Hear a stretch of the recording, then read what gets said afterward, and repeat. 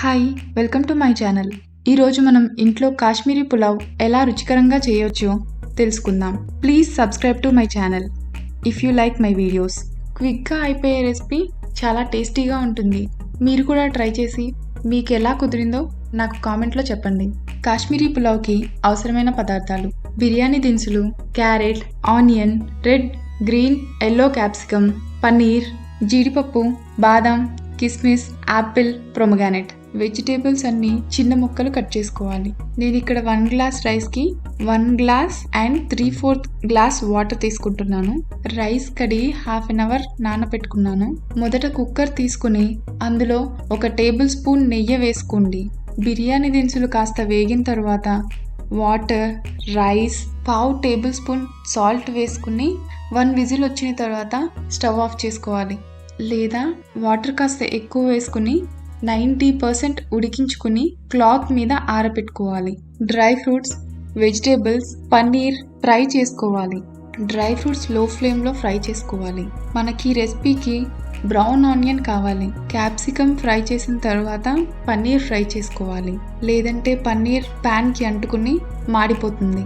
Rice కాస్త చల్లారితే పొడి పొడిలాడుతుంది. ఇలా అన్నీ ఫ్రై చేసుకుని పక్కన పెట్టుకోవాలి. ఈ స్టెప్స్ ట్రై చేయండి, రెస్టారెంట్ టేస్ట్ వచ్చి తీరాల్సిందే. రైస్ మనకి ఇలా పొడి పొడిలాడుతూ ఉండాలి. అడుగు మందంగా ఉన్న గిన్నెలో 2 టేబుల్ స్పూన్స్ గీ వేసుకోవాలి.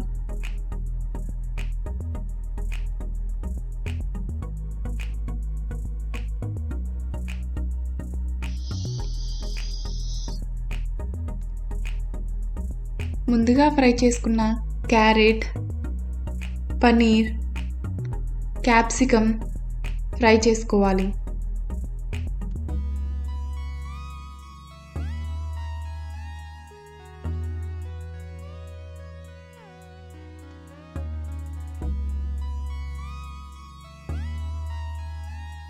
ఇవి కాస్త వేగిన తర్వాత 1 టీ స్పూన్ సాల్ట్ వేసుకోవాలి.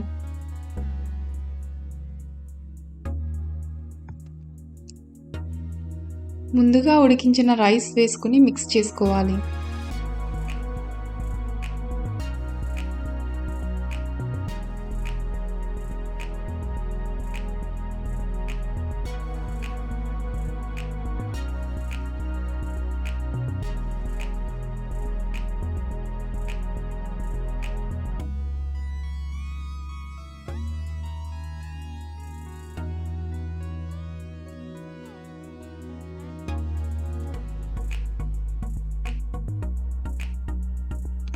Half teaspoon black pepper, 1 teaspoon white pepper, రుచి చూసుకుని కాస్త ఉప్పు వేసుకోవాలి.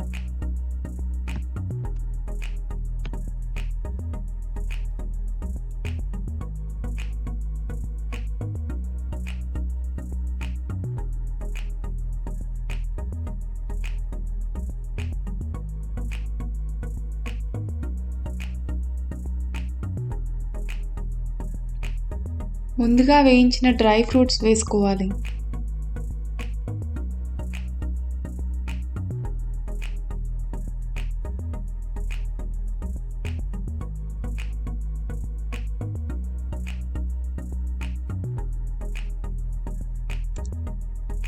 ఇవి కాస్త ఫ్రై అయిన తర్వాత యాపిల్, ప్రొమగానెట్, బ్రౌన్ ఆనియన్స్ వేసుకుని ఫ్రై చేసుకోవాలి.